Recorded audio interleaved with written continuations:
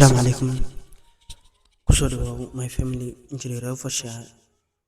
Waxaan rabaa inaan kuu sheego afar app loo isticmaalo forex. Afartan app waxay ka caawinayaan inaad la jaanqaado forex. Afartan la'aantoodna forex xabad kama taqaanin waa isdaalinaysaa leh.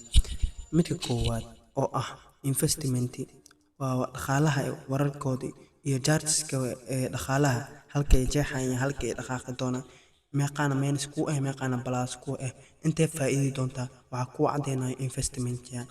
Midka labaad ee aan rabo inaan ku sheego waa forex calendar waa wargeyska dhaqaalaha iyo wargeyska forex-ka wuxuu warka ka soo xiganayaa halka ay marayaan lacagaha iyo halka ay dhaqaaqayaan sidoo kale waa ku xisaabin doontaa lacagaha dhamaantooda.